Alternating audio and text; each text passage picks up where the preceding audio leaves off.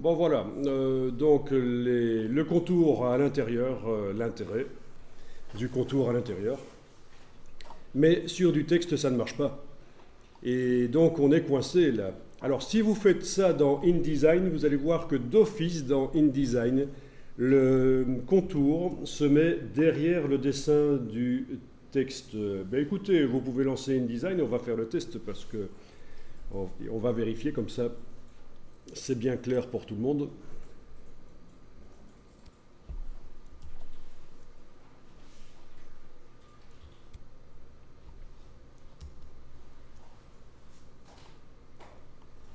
Voilà, donc dans InDesign, vous pouvez faire le test. Sinon, vous regardez ce que je fais ici. Je fais un nouveau document. Je vais créer un bloc texte, puisque dans InDesign, le texte de point n'existe pas, c'est-à-dire le texte qui est basé sur une ligne. C'est pas comme dans Illustrator, donc je suis obligé avec l'outil texte de faire un cliquer glisser pour faire un bloc texte.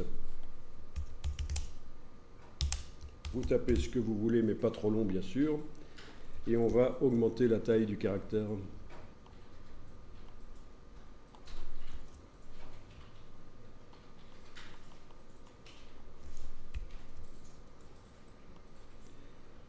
Et puis on va mettre sur ce texte une couleur de fond et une couleur de contour.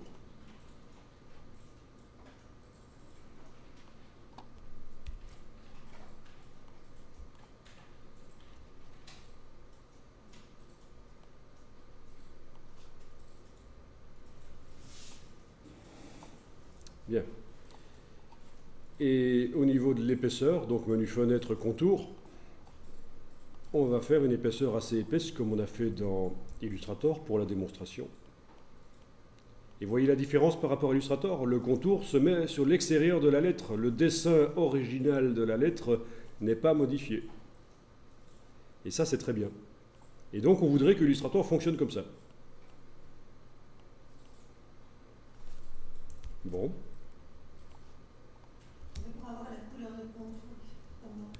Oui, donc la question... oui, donc sélectionner le texte alors. La question c'était pour mettre le contour à l'intérieur des lettres plutôt qu'à l'extérieur dans InDesign. Mais tu as testé?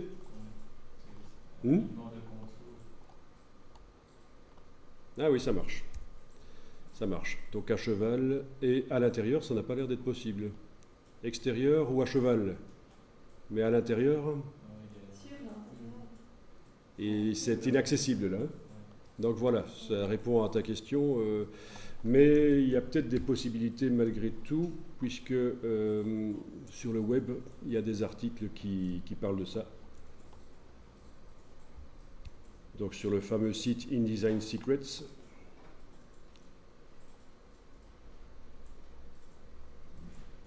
Il faudra aller jeter un coup d'œil, mais voilà. Mais en fait, ceci ne concerne pas le texte, ça concerne les rectangles. Donc ça demanderait un peu plus d'approfondissement pour arriver à faire ça. Ceci dit, on peut faire le texte dans Illustrator et puis l'importer. Si c'est un titre, ça marche, l'importer dans InDesign. Ça se fait souvent d'ailleurs, d'utiliser Photoshop ou Illustrator qui ont des fonctionnalités graphiques plus évoluées que InDesign. Ok, de retour dans Illustrator. Donc comment est-ce qu'on va arriver à mettre le contour uniquement visible à l'extérieur, puisque ça ne marche pas sur du texte? Eh bien, on va aller dans la palette aspect, menu fenêtre aspect.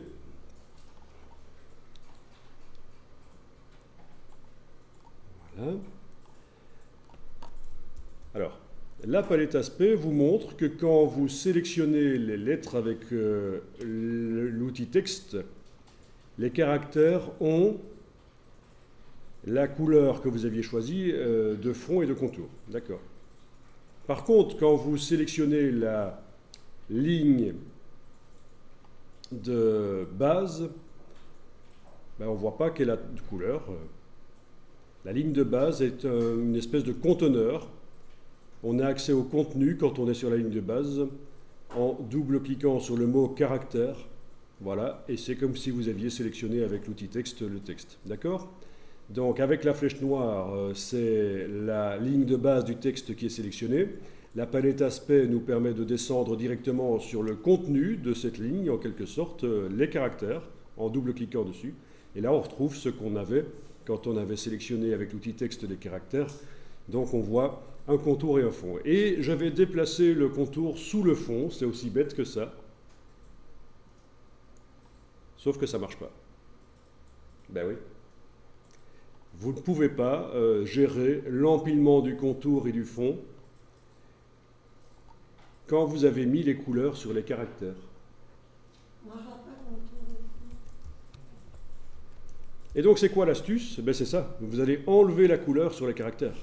Soit ici, vous cliquez sur la diagonale, vous voyez. Soit dans la palette des outils, vous cliquez sur la diagonale. Donc on enlève la couleur de contour et de fond, parce qu'en fait, pour du texte, il ne faut pas mettre les couleurs sur les caractères. Les caractères doivent être sans couleur.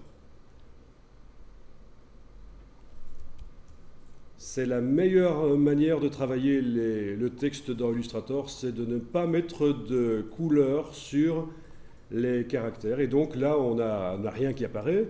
Si je vais à la pêche par cliquer et glisser avec la flèche noire, je trouve ma ligne de base à un certain endroit. Le texte est toujours là, mais il n'est pas visible puisqu'il n'y a aucune couleur de fond et de contour. Si je passe en affichage tracé, là je le vois, je vois que le texte est là. Mais affichage aperçu, il n'est pas visible. Et alors, les couleurs, on va les mettre sur la ligne de base, et les caractères vont hériter des couleurs qui sont sur la ligne de base. Et l'avantage, c'est que je vais pouvoir gérer les contours et vraiment faire des choses extraordinaires avec le texte grâce à ça. Pour faire réapparaître le texte. Ok, donc avec la flèche noire, la ligne de base du texte est sélectionnée. Et la palette aspect me montre qu'actuellement cette ligne de base n'a pas de fond et de contour. Ben, je vais en ajouter un. Je vais dans le menu de la palette aspect, ajouter un nouveau fond. Et d'office, il y a un contour qui va arriver aussi. Voilà. Je viens d'ajouter un nouveau fond, c'est noir, le texte apparaît. Je peux changer la couleur du fond. Je peux changer la couleur du contour. Je peux changer son épaisseur. Moi, il ne veut pas ajouter un nouveau. Voilà, donc je me retrouve avec visuellement la même chose que tout à l'heure.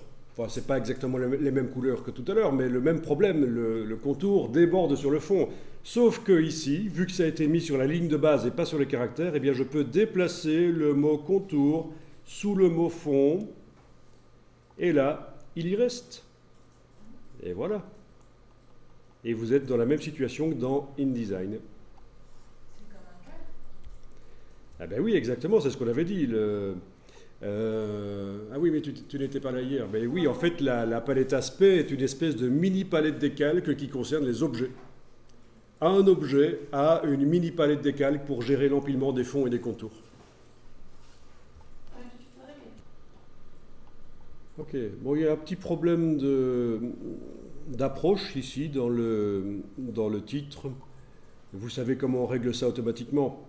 Par la palette caractères. On va faire passer en optique. Ça va déjà régler le problème. Donc dans la palette caractères, menu fenêtre, texte caractères, je vais pouvoir afficher les options dans le menu si c'est nécessaire. Et ici, passer en optique. Voilà, donc l'approche est déjà un peu meilleure. Ce qui n'empêche qu'en plus de ça, en plus d'avoir réglé l'espacement entre chacune des lettres, je vais pouvoir espacer globalement toutes les lettres du mot. Et c'est nécessaire si ça me dérange que ça se touche suite au contour épais qui a été mis. Ah, c'est où optique? Parce que moi, je vois pas. Donc par ici, l'approche de groupe. Ceci, c'est ce qu'on appelle l'approche de paire. Et là, c'est l'approche de groupe. Donc, je peux augmenter l'espacement global entre les lettres. Global. Voilà.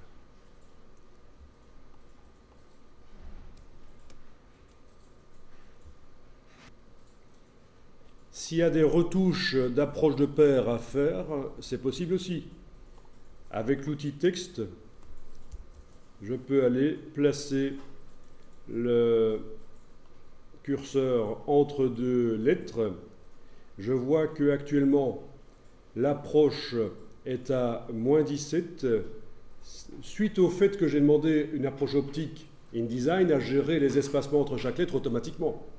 Et ça, moins 17, c'est la valeur qu'il a choisi de mettre. Si je clique entre deux autres lettres, ça va être des valeurs différentes. Moins 23 ici, moins 33 là. C'est entre parenthèses pour indiquer que c'est InDesign qui l'a créé, cette valeur. Mais je peux passer outre de ça. Je peux par exemple dire, tiens, je clique entre le C et le A ici, et je vais gérer l'espacement manuellement en augmentant ou en diminuant. Voilà.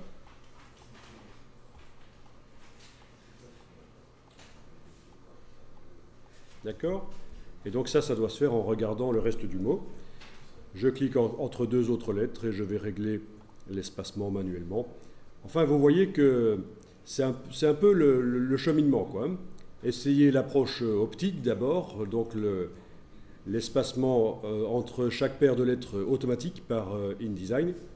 Régler l'approche de groupe, l'espacement global sur les lettres, sur le mot. Et puis, si on veut, si c'est un titre vraiment important, on peut aller régler manuellement les choses. On fait d'abord appel à l'automatisme et puis, s'il faut, on va régler manuellement. Et ça demande d'avoir l'œil. Je ne sais pas si vous êtes au courant qu'il y a un jeu sérieux à ce propos. Je vous l'avais déjà montré dans la formation InDesign, je pense.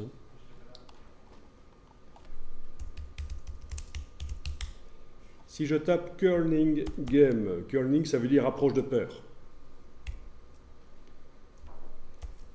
Vous tombez sur le premier résultat là, qui est un jeu qui vous permet d'apprendre à placer les lettres dans les mots. Ce sont des choses qu'on apprend dans les écoles de graphisme. Alors là, je joue avec les flèches gauche et droite sur le clavier et on voit que ça déplace la lettre.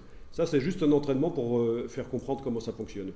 Puis on passe au jeu réel où vous avez des mots et les lettres qui sont entre les extrêmes, il va falloir les sélectionner et avec les flèches, il va falloir les placer. Si vous enfoncez majuscule, ça se déplace plus vite quand vous jouez avec les flèches gauche et droite du clavier. Il va falloir placer correctement les lettres de manière à ce que en fait, le mot fasse bloc. C'est-à-dire qu'il faut éviter que visuellement on ait l'impression qu'il y ait des trous dans le mot. C'est ça l'histoire. Hein. Et puis vous pouvez comparer votre résultat avec ce qu'il fallait réellement obtenir, l'idéal, et vous voyez quel est votre score. Voilà. Et puis vous passez au jeu suivant. C'est toujours le même principe. On positionne les lettres de manière à obtenir quelque chose qui est correct. On compare avec le résultat idéal qu'il fallait obtenir, etc. Donc c'est un jeu sérieux pour apprendre l'approche de pair, qui est vraiment un classique chez les graphistes en fait. Ça fait partie du boulot de graphiste. C'est le genre de détails qui, ajouté à plein d'autres détails dans une publication, font la différence entre la publication que le neveu du libraire va sortir et votre publication plus professionnelle. Le neveu du libraire, c'est un baraki, je le déteste.